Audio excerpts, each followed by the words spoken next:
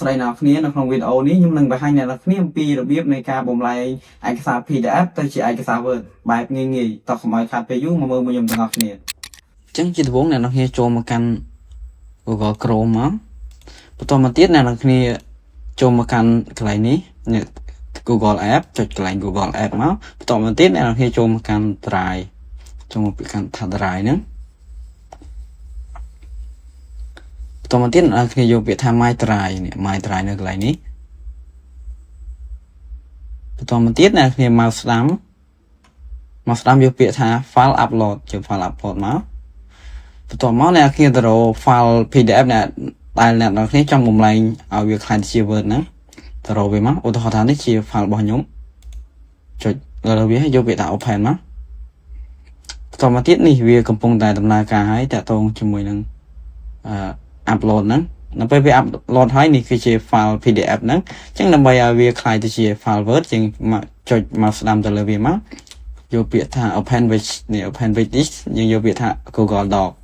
ចុចទៅលើ Google Doc មក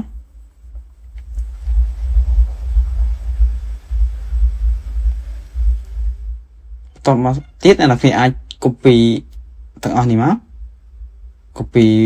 file PDF ដែលអ្នកនរគ្នាបានចង់ឲ្យវាខ្លាយជា Word ណា copy មកបន្ទាប់ពី copy ហើយយើងចូលមកកាន់កម្មវិធី Microsoft Word មកចូល blank document បន្តមកទៀតអ្នកគ្នាសេរីกระดาษ A4 ឲ្យហើយមកហើយគ្រាន់តែមកស្ដាប់យកពាក្យថា pass មកនេះ PDF របស់យើងទាំងអស់គឺនឹងខ្លាយទៅជាឯកសារ Word ហើយយើងគ្រាន់តែធ្វើការកែប្រែតិចតួចយើងនឹងអាចប្រើការបានហើយយើងអត់បាច់ចាំចំណាយពេលយូរដើម្បីទៅ save PDF ហ្នឹងម្ដងទៀតទេអញ្ចឹងវីដេអូនេះមានតែប៉ុណ្្នឹងបើសិនអ្នកគិតថាមានប្រយោជន៍អាច share ចែកម្លែកម្នាក់មួយផងអរគុណជួបគ្នានៅក្នុងវីដេអូបន្ទាប់សួស្តីអ្នកគ្នាចេញមកលក់ keyboard ទៀតហើយ keyboard របស់យើងហ្នឹងមាន2000អ្នកគ្នាមានពណ៌សនិងពណ៌ខ្មៅហើយ keyboard ហ្នឹងដូចធ្លាប់ប្រាប់អ្នកនរគ្នាហើយវាមានភ្លើង RGB យើងអាចធ្វើការឬក៏រៀននៅពេលយប់បានដោយភ្លើងរបស់វាហ្នឹងភ្លឺមើលឃើញច្បាស់ស្អាត